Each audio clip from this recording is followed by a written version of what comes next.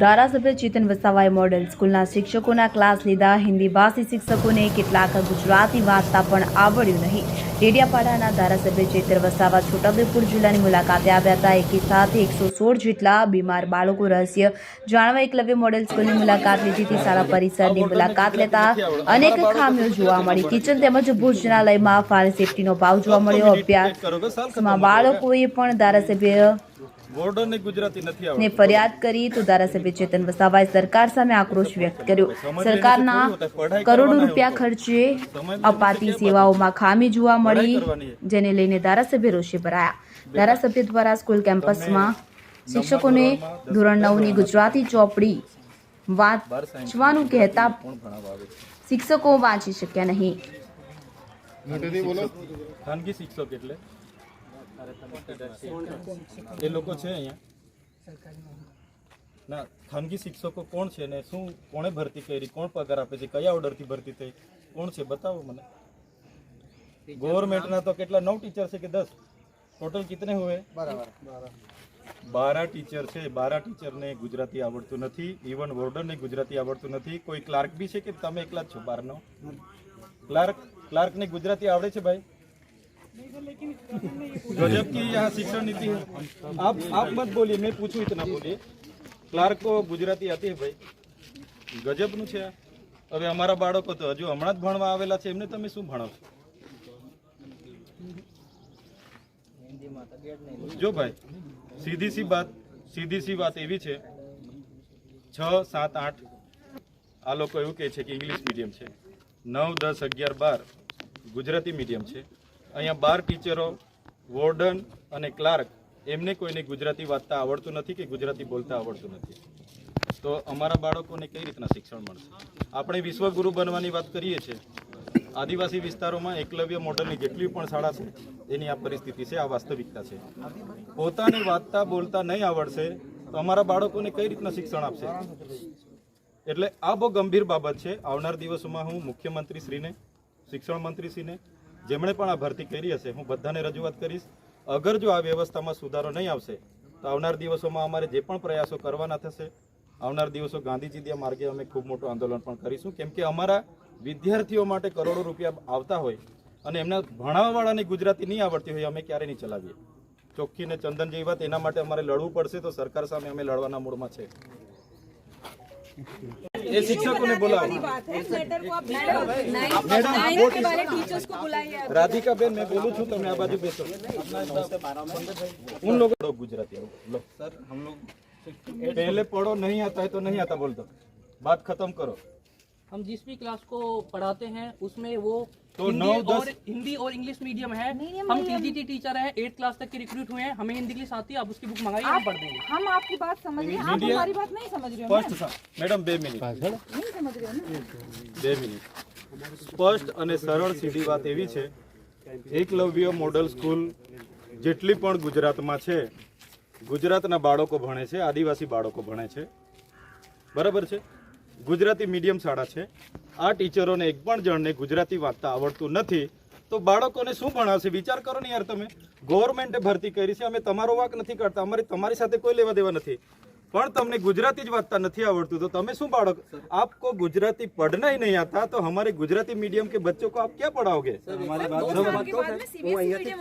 પણ અહીંયા છે ને તબક્કાવાર 3 વર્ષથી 6ઠા થી ઇંગ્લિશ મીડિયમ દાખલ કર્યું છે અને આ વર્ષે 8મા સુધી ઇંગ્લિશ મીડિયમ થઈ ગયું, એટલે 8મા સુધી જ ભરતી કરી છે સાહેબ। ચાલો કઈ વાંધો નહીં, 8મા સુધી જ છે ભાઈ 1 મિનિટ પછી ઉપરના ધોરણ તો આપણા અહીંયા સમજી ગયો ભાઈ, હું બી ભણેલો છું, મને ખ્યાલ છે, સાહેબ આમ આદમી કાર્યકર પણ છું, એ વાત નથી। તમારા બાળકોના ભવિષ્યનો છે ભાઈ, વાત એ નથી, વાત એ છે અહીંયા 9, 10, 11, 12 ગુજરાતી મીડિયમ છે, 6 to 8 इंग्लिश मीडियम है। वो समझ गया, 6, 7, 8 इंग्लिश मीडियम છે। ચાલો ને કાઢી उसकी बात તો 9માં 10માં 11માં 12માં ગુજરાતી મીડિયમ છે, તો 9, 10, 11, 12 ને ગુજરાતી મીડિયમ ભણાવવાવાળા આ ટીચરો છે, ભરતી થઈને આવેલા છે, એક પણ જણને ગુજરાતી પાઠ વાંચતા આવડતો નથી તો પોતે સાંભળો, કાયમી છે, કોણ સ્થાનિક છે? એમને તો છૂટા કર્યા છે, હમણાં તમે ભરતી કરી હશે, એમને છૂટા કર્યા છે, મને પૂછો તમે, એ પાછા વાઘોડિયાના અહીં લઈ લીધા અને નહીં બધું છોડો, છૂટા કર્યા છે। આ બહુ ગંભીર બાબત છે ને, આ બહુ ગંભીર બાબત છે। અમારા બાળકોને કોણ ભણાવશે? એમને તો ગુજરાતી આવડતું નથી. ગુજરાતી મીડિયમ એકલવ્ય મોડલ શાળા છે, આખા ગુજરાતનો પ્રશ્ન છે ભાઈ. તમારી વાત, તમારી ભૂલ અમે જરા બી નથી કાઢતા. ગવર્મેન્ટે વિચારવું જોઈએ, સરકારે આદિવાસી વિસ્તારોમાં ગુજરાતી મીડિયમ શાળાઓમાં જેમને ગુજરાતી નથી આવડતું, તો એ લોકોને ગુજરાતી નથી આવડતું, વ્યાકરણ ક્યારે શીખશે ને છોકરાઓને ભણાવશે ક્યારે? Sir we respect your thought, लेकिन sir you should listen our also. Sir 6 to 8 English medium है. समझ गया मैं. तो आप सब 6 to 8 वाले નહીં હમારે પાસ 1 મિનિટ. તો બીજા તો ટીચર જ નથી. બીજા તો 9માં 10માં 11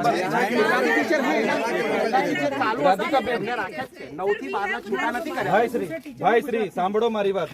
कितना आप गवर्नमेंट के कितने टीचर है? टोटल कितने मैडम? कौन प्रिंसिपल कौन है? बीजे साइड पर रह जाओ. टीचर कितने हैं? आर्ग्यूमेंट करो. गुजराती मीडियम में आए हैं. गुजराती तो पढ़ना आता ना, ऐसा थोड़ी तो. गुजरात में यहाँ पे गुजराती मीडियम स्कूल है, तो इसमें से मुझे आप गुजराती पाठ अपने टीचर को पढ़ा के मुझे सुनाओ. एक एक फकरो वाँचो. तुम एक हम लोग इसके लिए रिक्रूट हुए, वो बात तो नहीं आप समझ ही आप हमारी बात 2 मिनट मैडम, मैं सब देख लूंगा. मुझे आप 5 मिनट दो. आपके टीचर को ये गुजराती मीडियम शाला है, तो ये पढ़ के दिखाओ. सीधी सी बात है. आपको नहीं आएगा तो आप बच्चों को पढ़ाओगे ना, आपको नहीं आएगा तो क्या करोगे? ये जो आपने बुक मंगाई क्लास 9 क्लास की बुक है. हम जो टीचर्स हैं वो 6 to 8 पढ़ा रहे हैं. कितने लैंग्वेज तो वही होती है ना. लैंग्वेज मीडियम है. सीधी सी बात है. 6 to 8 इंग्लिश उभा मीडियम है रहो, मैम. उभा रहो. सीधी और सिंपल बात एवी છે. 9, 10, 11, 12 અહીંયા ગુજરાતી મીડિયમ છે. તમારામાંથી ગુજરાતી વાંચતા કેટલા જણને આવડે છે? એ મને मेरी बात सुनो. वो आप सब टीचर यहाँ गुजराती आना चाहिए. आप भी नहीं सुन रहे ना फिर हमारी बात. 1 मिनट मैडम. सर नहीं ये आप कायमी છો ભાઈ. હા તો સાઈડ પર રહો. બી છે ગવર્નમેન્ટે તમને ભરતી કરી છે. પુનિયાવાડ છોટાઉદેપુર ખાતે આજે મુલાકાત માટે આવ્યા છે. 3 દિવસ અગાઉ અહીંયા અભ્યાસ કરતા બાળકોને ફૂડ પોઈઝન થયું હતું અને 116 જેટલા બાળકો આજે પણ હોસ્પિટલ જનરલ હોસ્પિટલ છોટાઉદેપુર ખાતે સારવાર લઈ રહ્યા છે. ત્યારે અમે અહીંયા રસોડાની મુલાકાત લીધી છે. તેઓ ગંભીર જે બાબતો ધ્યાને આવી છે, ત્યાં કોઈ ફાયર સેફટી પણ નથી. જે કેટરર્સનું જેમને ટેન્ડર મંજૂર થયું છે એ મહેસાણાના છે, ત્યાંથી જ શાકભાજી મોકલે છે. એમને પૂછવામાં આવ્યું ત્યારે એમણે કીધું કે 2 દિવસના આત્રે શાકભાજી આવે છે, પણ ખરેખર અહીંના બીજા મિત્રો દ્વારા જાણવા મળ્યું છે કે 10-15 દાડે એકવાર ટેમ્પો આવે છે અને એ જ શાકભાજી અહીંના બાળકોને જમાડવામાં આવે છે, જે સડેલી શાકભાજી હોય છે, જેના કારણે આ બનાવ બન્યો છે. અને ખૂબ જ બેદરકારી આ શાળાના વોર્ડન હોય, આ કેટરર્સના માલિક હોય, એમના દ્વારા કરવામાં આવે છે.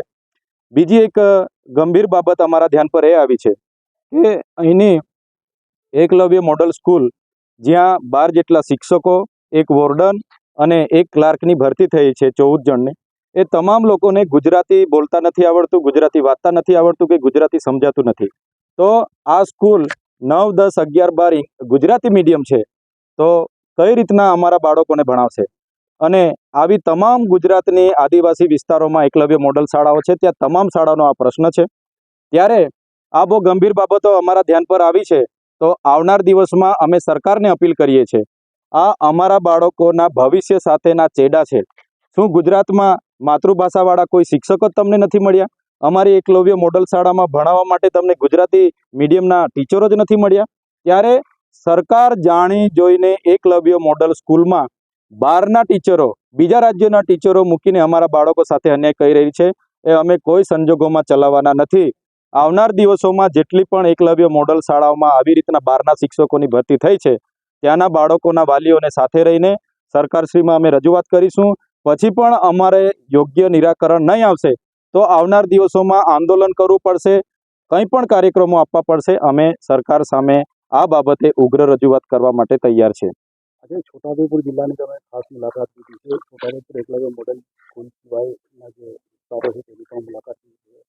ત્યાં અમે નસવાડી ખાતે, સંખેડા ખાતે જઈને આવ્યા. નસવાડી ગ્રામ પંચાયતના મકાનમાં 400 થી 500 સાયકલો 3-4 વર્ષથી કાટ ખાઈને પડેલી છે. અહીંયા પણ નજીક જે શાળા પ્રવેશોત્સવ દરમિયાન, કન્યા કેળવણી દરમિયાન સરસ્વતી સાધનામાં વિદ્યાર્થીઓને ઘરેથી આવવા માટે સરળતા રહે એના માટે સાયકલોની યોજના છે. તો આ સરસ્વતી સાધનામાં મળનારી સાયકલો માટે અમારી વિદ્યાર્થીઓને આજે પણ તપ કરી રહી છે, છતાં એ સાયકલો આપવામાં નથી આવતી. ત્યારે અમે સરકારને પૂછવા માંગીએ છીએ કે કરોડો રૂપિયાનું બજેટ આવે છે, તમે ભલભલા તાઇફાઓ કરો છો, કન્યા કેળવણીની વાત કરો છો, વિશ્વગુરુ બનવાની વાત કરો છો. આ વિસ્તારોમાં શિક્ષકો નથી, આ વિસ્તારોના ગામડાઓમાં વિદ્યાર્થીઓ ભણવા માંગે પણ ઓરડાઓ નથી, આ વિસ્તારમાં નલ સે જલમાં ભ્રષ્ટાચારો છે, આ વિસ્તારમાં રોડોમાં ભ્રષ્ટાચારો છે, આ વિસ્તારમાં પાણી પુરવઠાની હાપેશ્વરની કરોડો રૂપિયાની યોજના બની, એક પણ ગામને પાણી નથી મળ્યું. ત્યારે આ વિસ્તારના સ્થાનિક નેતાઓ, અધિકારીઓ અને એજન્સીઓ દ્વારા બારોબાર આયોજન કરીને કરોડો રૂપિયાનો ભ્રષ્ટાચાર થાય છે, એ રજૂઆતો પણ અમારી સમક્ષ આવી છે. તો આવનાર દિવસોમાં છોટાઉદેપુરની જનતાને સાથે રાખીને અમારે એ ભ્રષ્ટાચાર ઉજાગર કરવા માટે આગળ આવીશું અમે, અને પૂરા પ્રયાસો અમારે રહેશે. તમે પુણ્યવાડ આવ્યા છો અને અહીં બાળકો સાથે ચર્ચા કરી, તો શું ચર્ચા છે, શું લાગે છે?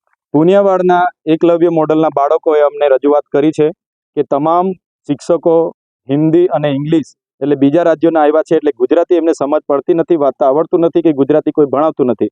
તો એમણે કીધું કે અમને ગુજરાતી મીડિયમના ગુજરાતી શિક્ષકો કાયમી જોઈએ, તો જ અમને સમજ પડશે, નહીં તો અમારો 1 મહિનાથી પણ વધારે સમય થયો, અમને કંઈ સમજ પડતી નથી, અમને કંઈ ભણાવવામાં આવતા નથી. રાહુલ ગાંધીએ લોકસભામાં ગુજરાત જીતવાની વાત કરી છે, તો લોકસભામાં તો ગઠબંધન હતું, હવે શું છે? લોકસભામાં રાષ્ટ્રીય કક્ષાએ ગઠબંધન હતું, હું પોતે પણ ભરૂચના ઉમેદવાર હતા, અને આવનાર દિવસોમાં સ્થાનિક સ્વરાજની ચૂંટણી આવવાની છે. અમે સંગઠન નિર્માણનું કામ કરી રહ્યા છે. સ્થાનિક સ્વરાજની ચૂંટણી હોય, વિધાનસભાની ચૂંટણી હોય, જો ઇન્ડિયા ગઠબંધન અંતર્ગત લડવાનું થશે તો લડીશું. અગર ઇન્ડિયા ગઠબંધન નથી થતું તો કોંગ્રેસ અને આમ આદમી પાર્ટી પોતપોતાની રીતે સ્વતંત્ર પણ આવનાર દિવસોમાં લડશે.